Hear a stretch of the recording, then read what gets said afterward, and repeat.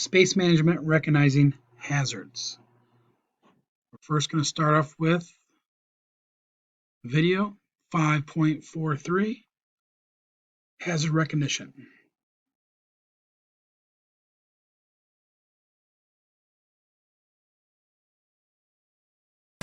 We've seen a variety of hazards in the many traffic scenes we've driven through.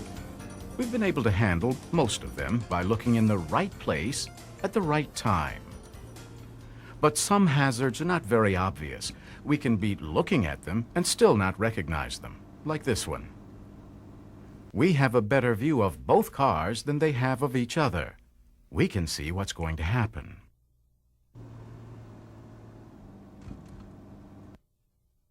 Unfortunately, drivers don't always have the time to think about the possibilities that can develop in traffic and what to do about them. They have to react. How are people able to react so quickly? Well, as experienced drivers, they've seen situations like this before. Their minds see one car coming down the road and one about to pull out. It sounds an alarm that tells them to get their foot off of the accelerator, their eyes to start looking for a way out, and their hands to get ready to steer. So when the car pulls out, they're prepared. They apply the brake enough to slow down and to be able to turn onto the roadside.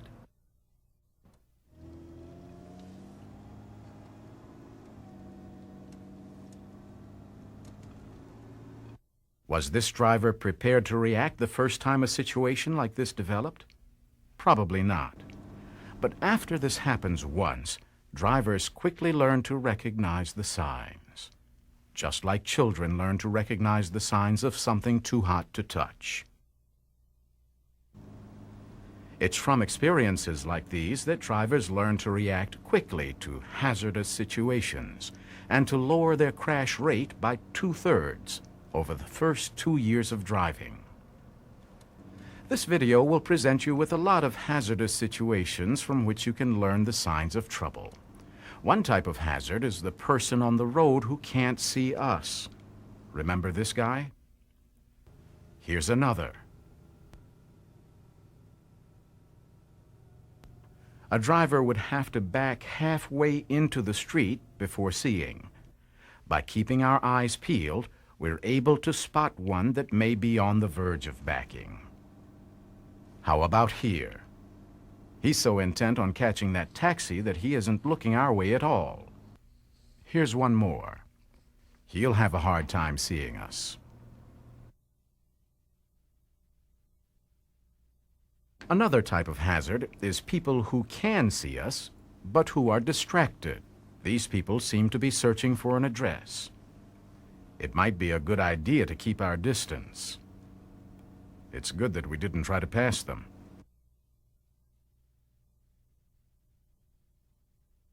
People hard at work aren't always paying attention. It's our job to look out for them. This guy's probably new on the job. He may never live to be old on the job. Some people are more confused than distracted. We're not sure where this tourist is going. Neither is the tourist.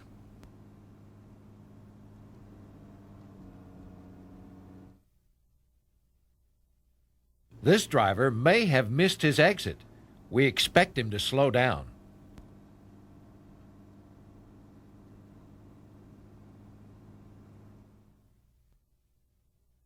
Finally, there are those situations that create a problem for some driver, which suddenly becomes our problem.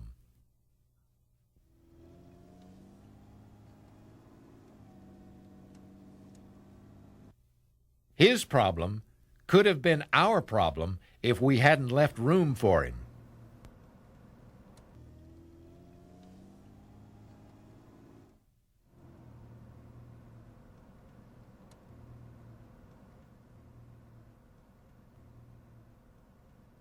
His problem could have been ours if we hadn't recognized it before he did.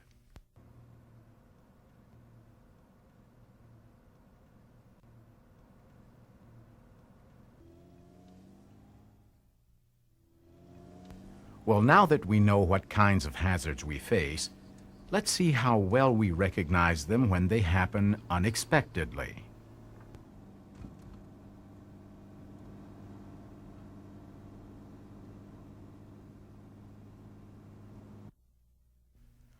What's the hazard here? Why is that driver in the deceleration lane suddenly braking? There's plenty of room left to slow down. No, it's a good bet that he suddenly realized he took the wrong exit.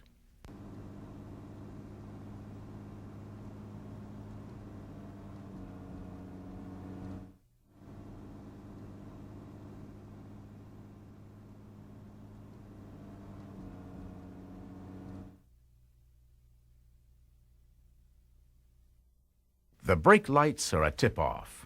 The only reason to apply the brakes is to shift out of park. This driver is getting ready to roll.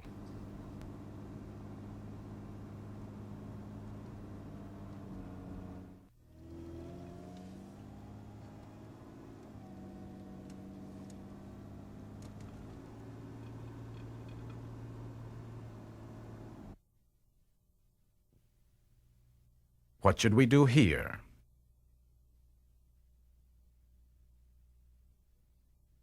People working on a car tend to be preoccupied. If the driver decides to try starting it, he may walk into the street. The best thing to do is give him the whole lane.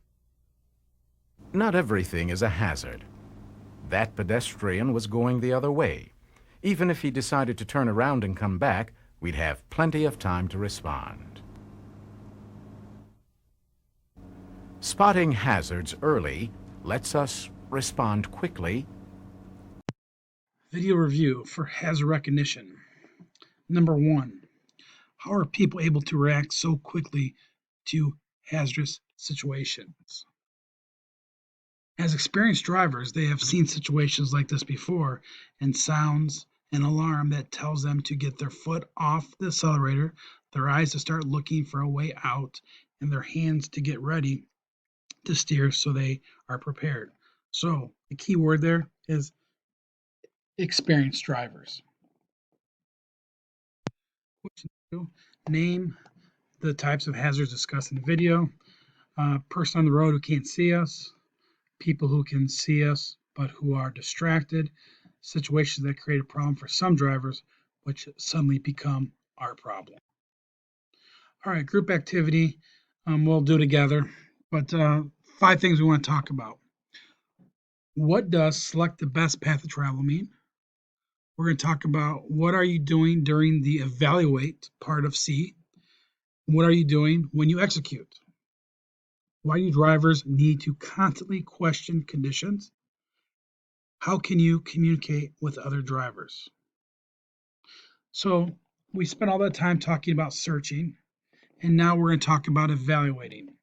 Determine if hazards could affect you. Ask yourself, what if? What actions will make situation more manageable? Change speed, position, increase visibility, sound a warning. Potential and critical risk. How to manage available time and space to minimize risk. That's where experience comes in. Select the best path to travel. When you're driving, you always want to think about where's the best path of travel. You're coming up on a highway and you're in the middle lane and you're behind a truck in the middle lane. Where's the best path of travel? To the right or to the left? Well, around the truck, it would be to the left. It's not as dangerous to go to pass a truck on the left versus the right on a 3-lane road. Continue evaluating. After searching, evaluate conditions before making decisions. Drivers must constantly question the present conditions. Watch for changes in space areas around the vehicle. So we're going to look at these pictures here and you're driving, and like in this first spot here, subconsciously you just have to know, where can I go if I had to? So number 1, is it open or closed? So if I was driving and something came from the right and I had to, could I go to 1? You could. That's open. 2 is not an option. 3 is open. So if I'm driving and I don't have I don't need to go one way or the other. The safest way is always to the right because you'll stay away from oncoming traffic. And the second one over here, you're passing this truck. Where's the open lane? This one's an easy one. It's common sense. One is open. Can you go to two? No, it's closed. You always know that. Two is not an option. Down here in the bottom left, if you're driving, the car in front of you slams on the brakes. Can you go left? Sure can. Can you keep going straight? No. Can you go to the right? You can. Same thing with the picture above you. Where is your default? Your default should always be to the right if you can, because left is oncoming traffic. Now the last one, you're driving. Can you go to number one? Yes, there is room. So that is considered open. No, I lie. Shame on me. That's closed. Okay? That is closed. This isn't enough room for a car. Don't tell me, but I missed that one. I've done that about 120 times, and I just missed it.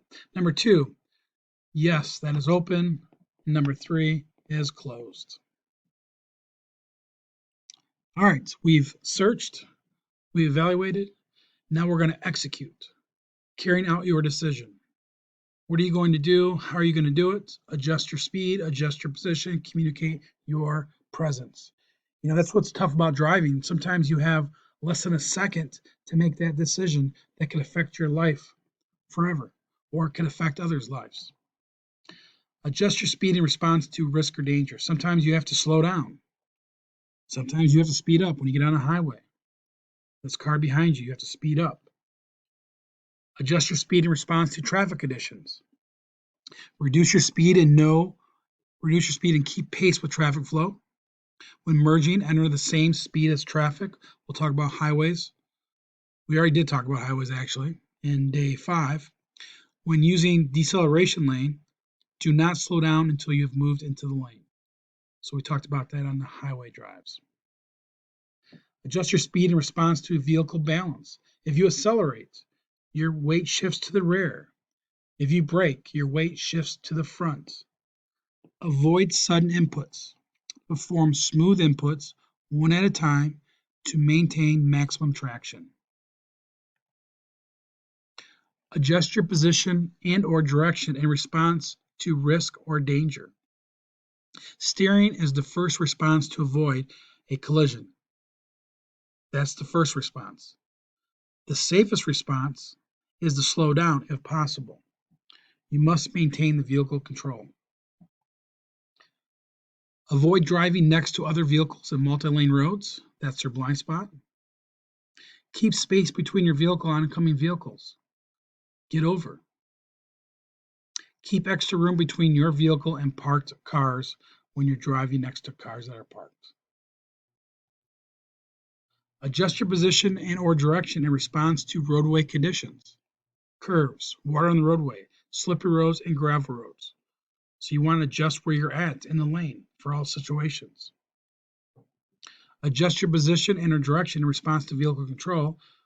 When you turn, weight shifts in the direction opposite to the turn. So if you turn right, your body still wants to go left. So brake smoothly and avoid sudden inputs when steering. Execute one input at a time. All right. We're going to talk about video 544, communication.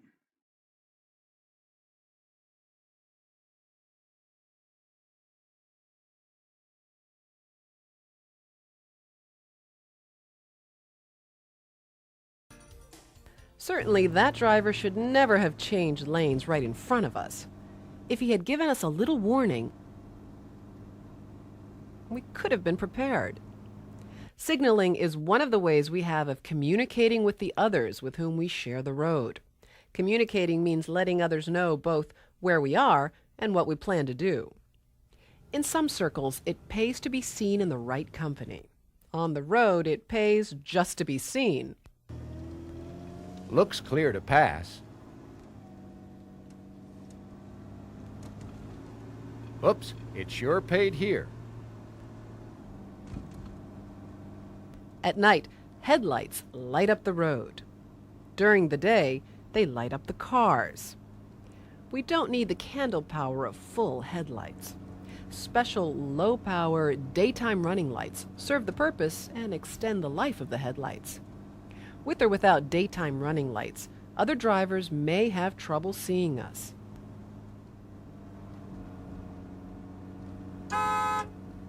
That's one way of communicating presence. But a safer way would be to keep our car where it can easily be seen. Back here, the driver can see us in the rear mirror, and we're out of the way if he doesn't. Some drivers have trouble seeing right behind them. Trucks, buses, mobile homes, and some other vehicles have a blind zone directly behind. Here, it's best to drop back far enough to be seen in their side mirrors. If we can see the mirrors, the driver can see us. Here's another time it really pays to be seen. This is not a great place to be, but sometimes there's no choice. The first precaution is to stop where drivers can see the car from a distance, not just over a hill or around a curve. And we need to get as far off the road as possible. Emergency flashers make the car more visible and show that it's stopped. Emergency triangles placed well back give even more warning. Flares are even better, particularly at night. If none of these is available, someone with a cloth or flag will do. They need to be well upstream and well off the road. If help is needed, a cell phone or CB radio will give direct contact with an emergency service. Otherwise, putting the hood up and attaching a white cloth to the antenna, door handle, or window is a signal that help is needed. Remember this? A blast on the horn sure communicated our presence, but we could have done the same thing earlier. A light beep sends a simple "I'm here" message. There are a number of times that communicating our presence this way can prevent trouble, like when coming up on somebody on foot or on a bike, or somebody who is not paying attention or who may have trouble seeing us, or where our view ahead is blocked, like a steep hill, a sharp curve, or leaving a narrow alley. There are times when even a gentle toot on the horn isn't a great idea. For example, if we have to pass on the right, many drivers will react to a signal by moving to the right. It's also not a great idea when someone's in our way, or when we've been wronged, or just to greet a friend. The horn is a means of communication to be used only when there is something important to communicate. Now, on to the second half of communication. This is the most common form of communication on the road.